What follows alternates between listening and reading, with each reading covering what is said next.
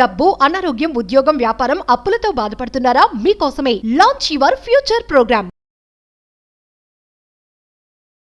నమస్తే, welcome to Suman TV. నేను మీ Suman TV Usha. ప్రతి ఒక్కరు కూడా ఒక కొత్త సంవత్సరం వచ్చింది అనగానే ఈ సంవత్సరానికి సంబంధించి మా రాసుల వారికి ఏ విధంగా ఉండబోతుందని అడుగుతుంటుంటారు. ఎస్పెషల్లీ అందులో మగవారి కనుక మనం చూసుకుంటే మా జాతక చక్రం ఏ విధంగా ఉండబోతుంది, బిజినెస్లో మేము రాణించగలుగుతూ ఉంటుంటామా, వివాహానికి సంబంధించి మేము డెసిషన్స్ తీసుకోవచ్చా, సంతానానికి సంబంధించి ఏ విధంగా ఉండబోతుంది అండ్ దాంతోపాటు ఆర్థిక విషయాలలో మాకు ఈ సంవత్సరం ఏ విధంగా కలిసి వచ్చే అంశాలు ఉన్నాయని అడుగుతూ ఉంటుంటారు. మరి వీరందరికీ కూడా ఏ విధంగా ఉండబోతుంది, ఒక్కొక్క రాశి వారు ప్రత్యేకించి ఏ విషయాల్లో జాగ్రత్త వహించాలో మనతో పాటు ఉమాదేవరకొండ గారు ఉన్నారు, ఆయన అడిగి తెలుసుకుందాం.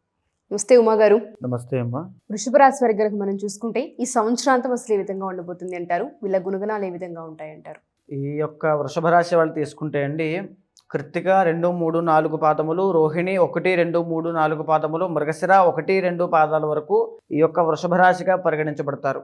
జనరల్గానే వృషభ రాశి వాళ్ళు చాలా అదృష్టవంతులు, ధనవంతులు, విద్యావంతులు, చాలా తెలివైన వాళ్ళ కింద జ్యోతిష్ శాస్త్రం చెబుతుంది. ఎందుకంటే ద ఒరిజినల్ సెకండ్ హౌస్ కాబట్టి కుటుంబానికి ఎక్కువ వాల్యూ ఇచ్చేవాళ్ళు, గొప్ప మాటకారులు, మాట్లాడేటువంటి విధానంలో వాక్చాతుర్యం ఉన్నటువంటి వ్యక్తులుగా వృషభరాశి వాళ్ళని వర్ణిస్తూ ఉంటుంది. అయితే ఒక వృషభరాశి వాళ్ళ యొక్క జాతకాలు మనం తీసుకుంటే ఎక్కువ శాతము చాలా ఉన్నతంగా బతికేటువంటి అవకాశాలు ఎక్కువ ఉంటాయండి. అధిపతి శుక్రుడు అవుతాడు కాబట్టి అలంకార ప్రియులు, అంటే ఎక్కువగా వస్త్రాభరణాలకి, అలంకారాలకి, గోల్డ్ ఐటమ్స్కి, వాటికి ఎక్కువ వీళ్ళ యొక్క ఇష్టము అనేటువంటిది ఎక్కువ ఉంటుంది, ప్రాధాన్యత ఎక్కువ ఇస్తూ ఉంటారు. అదేవిధంగా ఈ వృషభ రాశి వాళ్ళు సింపుల్గా చెప్పాలంటే రాత్రి పడుకునే ముందు అద్దం చూసుకుని పొద్దున్న లేచాక మళ్ళీ అద్దం చూసుకునేటువంటి టైపు. అంటే వాళ్ళని వాళ్ళు సెల్ఫ్ లవ్ చేసుకోవడంలో ఎక్కడ తగ్గరు, వాళ్ళని వాళ్ళు విపరీతంగా ప్రేమిస్తూ ఉంటారు వృషభ రాశి వాళ్ళు.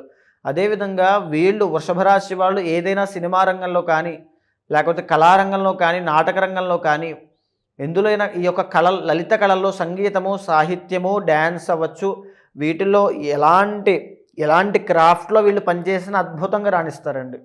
అదేవిధంగా గొప్ప గొప్ప సూపర్ స్టార్లు కూడా వృషభ రాశి నుంచి వచ్చే వాళ్ళే ఉంటారు. వృషభ రాశి అంటే ద ఒరిజినల్ సెకండ్ హౌస్, పైగా శుక్రుడు అధిపతి కాబట్టి.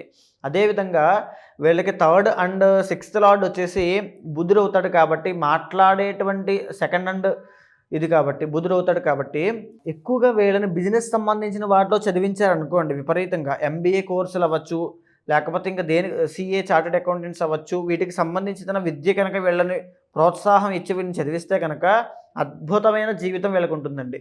అంటే చాలామంది మనం చూస్తూ ఉంటే, ఉదాహరణకి ఇప్పుడున్న సినిమా ఇండస్ట్రీలో కూడా కొంతమంది హీరోయిన్స్ అవ్వచ్చు, వాళ్ళ యొక్క వృత్తి ప్రవృత్తులకు దాన్ని కూడా చూసుకుంటూ ఉంటారు. అంటే డాక్టర్ ఫీల్డ్లో ఉంటూ కూడా యాక్టింగ్ చేస్తున్నటువంటి హీరోయిన్లు ఉన్నారు ఇప్పటికీ కూడా. ఉదాహరణకి సాయి పల్లవి అవ్వచ్చు.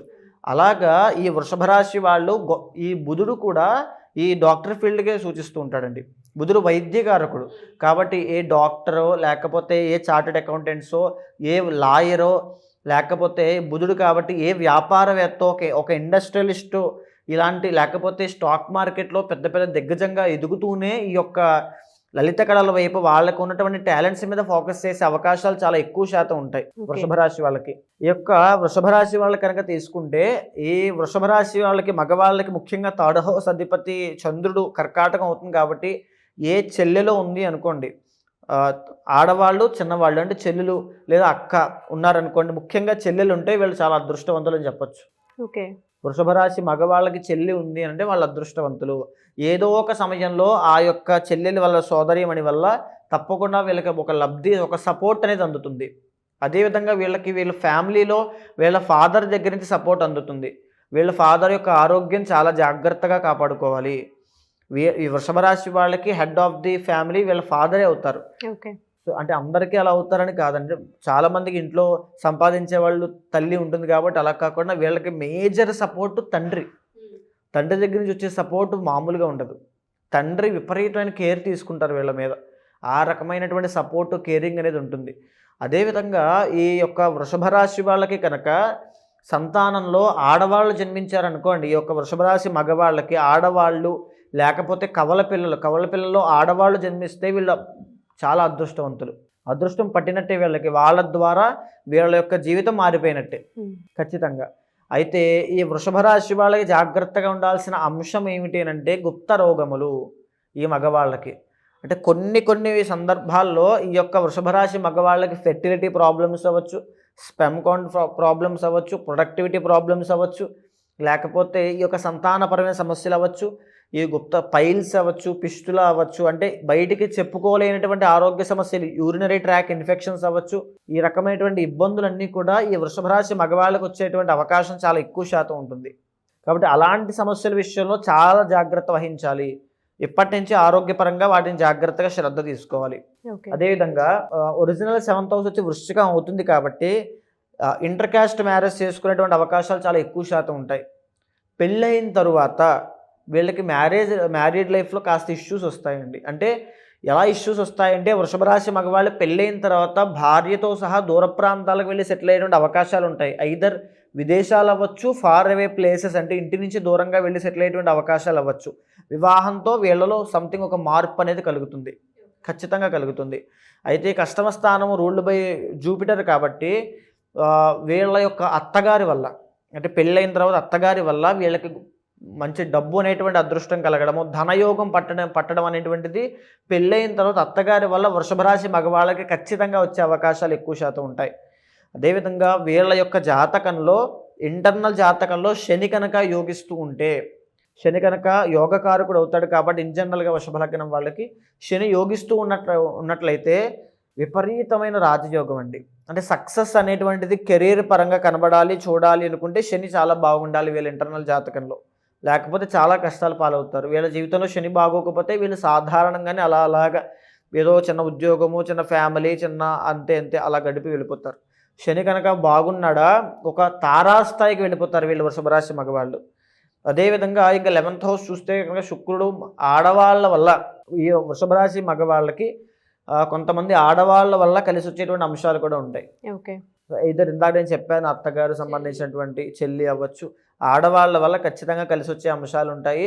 అయితే జాగ్రత్తగా ఉండాల్సిన ఆరోగ్య సమస్యలు ఇందాక నేను చెప్పాను, వాటితో పాటుగా బ్లడ్ రిలేటెడ్ ఇష్యూస్ విషయంలో కూడా చాలా జాగ్రత్తగా ఉండాలి. బ్లడ్ ప్లేటెట్స్ పడిపోవడము, బ్లడ్ ఇన్ఫెక్షన్స్ రావడం, లేకపోతే డెంటల్ ప్రాబ్లమ్స్ రావడము, లేకపోతే స్కిన్ ఎఫెక్ట్ అవ్వడం. బ్లడ్ ఇన్ఫెక్షన్స్ వల్ల స్కిన్ కూడా ఎఫెక్ట్ అవుతుంది. సో వీటికి సంబంధించిన అంశాల్లో వీళ్ళు చాలా జాగ్రత్త వహించాలి. అయితే ఇప్పుడు నడిచేటువంటి 2025వ సంవత్సరంలో వృషభ రాశి మగవాళ్ళకి ఎలా ఉండబోతుంది? ఈ మార్చి 30 వరకు కూడా ఈ వృషభ రాశి మగవాళ్ళకి కంటక శని అనేటువంటి దోషం నడవబోతుంది. కంటక శని అంటే వృషభ రాశి నుంచి శని ప్రస్తుతానికి 10వ స్థానంలో ఉన్నాడని అర్థం.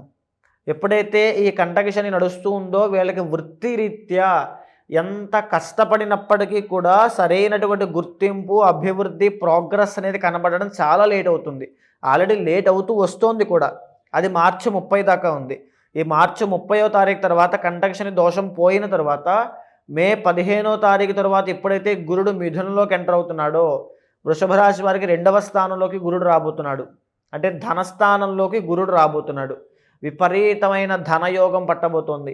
ఒక పక్క ఇప్పటిదాకా వీళ్ళు పడినటువంటి శ్రమకి, కష్టానికి తగినటువంటి ఫలితాన్ని రిఫ్లెక్షన్గా ఈ మార్చి 30వ తారీఖు తరువాత చూడబోతున్నారు. అదేవిధంగా రాహు యొక్క అనుగ్రహం ఉంది. దీనివల్ల వృషభ రాశి మగవాళ్ళకి మే 15, మే 18వ తారీఖు తరువాత నుంచి అద్భుతమైనటువంటి రాజయోగం పట్టబోతోంది. 2025 అక్టోబర్ దాకా వీళ్ళు రూల్ చేస్తారు. వీళ్ళ యొక్క టాలెంట్తో, వీళ్ళ యొక్క స్కిల్స్తో రూల్ చేస్తారు. మార్చి 28 దగ్గర నుంచి మార్చి 30 దాకా పట్టేటువంటి షష్టగ్రహ కూటమి యొక్క ఎఫెక్ట్ వల్ల ఈ వృషభ రాశి వాళ్ళు మగవాళ్ళు లబ్ధి పొందుతారు. విపరీతమైనటువంటి సుఖ సౌఖ్యాలు పొందుతారు. 11 ధనయోగం పట్టబోతోంది. ఇంకా యాక్యురేట్గా చెప్పాలంటే విపరీతం డబ్బును చూస్తారు. ఎవరో ఒక పలుకుబడి ఉన్నటువంటి వ్యక్తి యొక్క పరిచయం వల్ల, వాళ్ళ యొక్క సహాయ సహకారాల వల్ల వీళ్ళు గొప్ప స్థాయికి వెళ్ళేటువంటి అవకాశాలు ఎక్కువ శాతం ఉంటాయి. ఇంకా ఇంటర్నల్ జాతకంలో ఏమైనా దోషాలు ఉంటే అది వాళ్ళ కర్మ, అంటే కర్మ వల్ల వచ్చినటువంటి దోషం కాబట్టి దానికి తగిన పరిహారం ఆచరించకపోతే ఈ యొక్క అదృష్టాన్ని, రాజయోగాన్ని పరిపూర్ణంగా అనుభవించలేరు. సో ఇంటర్నల్ జాతకం చూపించుకుంటేనే ఏ విధంగా ఉంది అనేది పరిశీలించవచ్చు అంటారు. సో జాతకరీత్యా కనుక మీరు అన్నట్టుగానే ఏదైనా కర్మఫలం వల్ల ఒకవేళ బ్యాడ్ సైన్ కనుక ఉంటే దానికి పరిహారం మనం చేయించవచ్చు అంటారా? తప్పకుండా. ఎవరైనా సరే మీకు ఏదైనా డౌట్ ఉంటే మీ జాతక పరంగా అవ్వచ్చు, గోచార పరంగా అవ్వచ్చు, ఏ సమస్య ఉన్నా, ఏ డౌట్ ఉన్నా ఖచ్చితంగా కాంటాక్ట్ అవ్వండి. ఇప్పటిదాకా నేను చెప్పినటువంటి గోచార విషయాలు మీ యొక్క గ్రహచార ఇంటర్నల్ జాతకంతో సమన్వయం చేసిన తర్వాత ఏ నిర్ణయం తీసుకోవాలి, ఏ దారిలోకి వెళ్తే మీకు బాగుంటుంది, ఎలాంటి పరిహారం చేస్తే బాగుంటుందో చూసి నేనే స్వయంగా జరిపిస్తాను. ఖచ్చితంగా మీ జీవితంలో మార్పులు వస్తాయి. డెఫినెట్గా అండి. ఎవరైతే మగవారు వృషభ రాశి వారు మా ఈ వీడియో చూస్తూ ఉంటుంటారో, మీ బిజినెస్కి సంబంధించి, మీ కుటుంబ వ్యవహారానికి సంబంధించి, సంతానానికి సంబంధించి, వివాహానికి సంబంధించి, ఆరోగ్య విషయానికి సంబంధించి కనుక ఏమైనా ఇబ్బందులు ఉన్నాయని మీకు అనిపించినా, లేదా 2025 సంవత్సరానికి సంబంధించి అంతర్గత జాతకం చూసిన తర్వాత ఏ విధంగా ఉండబోతుందో తెలుసుకోవాలి అనుకున్నా డెఫినెట్గా అప్రోచ్ అవ్వచ్చు. కింద స్క్రోల్ అవుతున్న కాంటాక్ట్ చేస్తే ఉమాగారి మీకు పూర్తి వివరాలు అందిస్తారు. థ్యాంక్ యూ ఉమాగారు. Thank you so much.